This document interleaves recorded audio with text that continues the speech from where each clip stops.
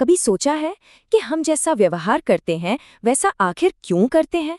या ये पूरा समाज, ये सिस्टम आखिर चलता कैसे है? आज हम इन्हीं बड़े सवालों का जवाब देने वाले एक दिलचस्प विज्ञान यानी समाज शास्त्र की दुनिया में चलेंगे।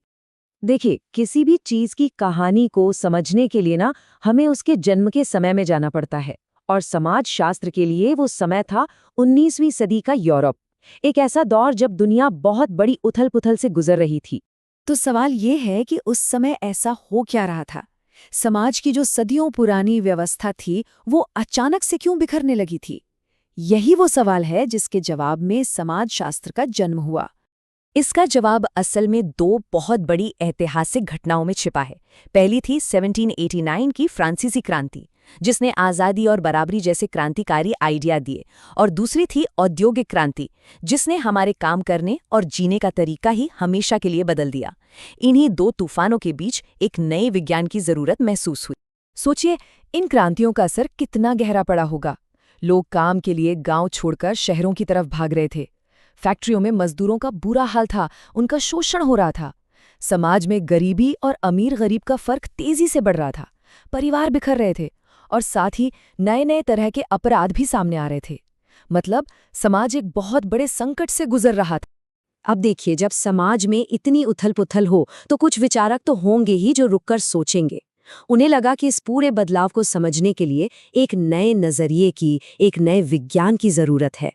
पर सवाल ये था कि इतना जो नया, उलझा हुआ और तेजी से बदलता समाज बन रहा है, इसकी पहेली को कौन सुलझाएगा? इसे समझेगा कौन? और इसी चुनौती का जवाब देने के लिए सामने आए ऑगस्ट कॉम्ट।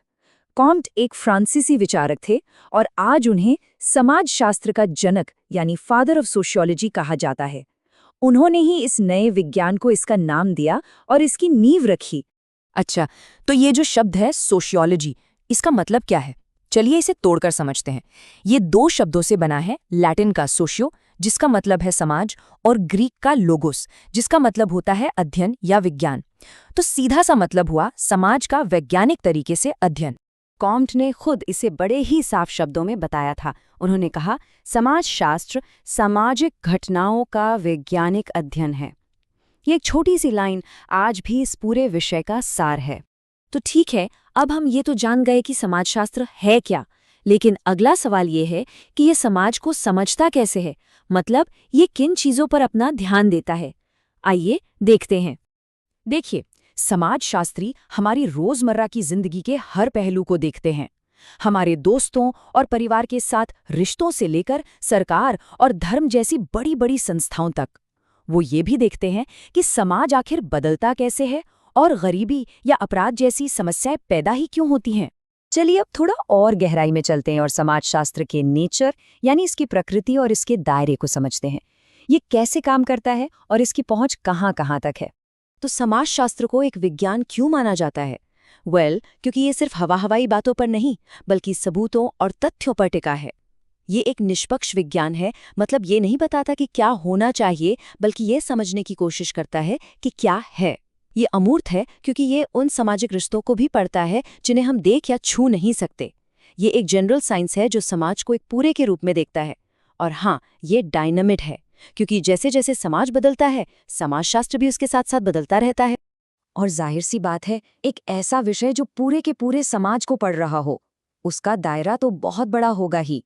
ये हमारी जिंदगी के लगभग हर पहलू को छूता है।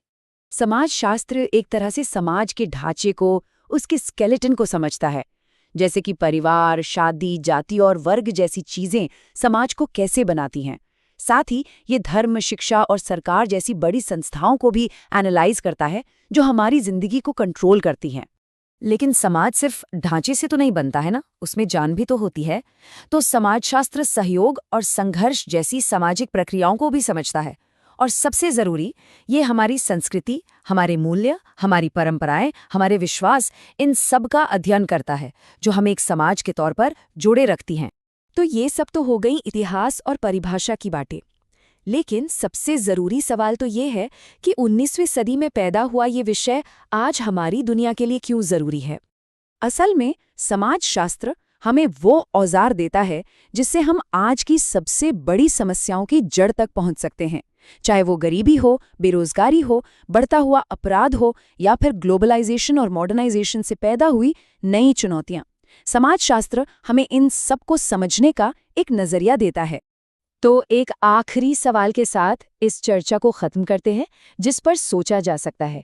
अगर एक समाजशास्त्री की नज़र से देखें तो हमारे आज के समाज की सबसे बड़ी चुनौती क्या लगती है? इस पर जरा सोचिएगा।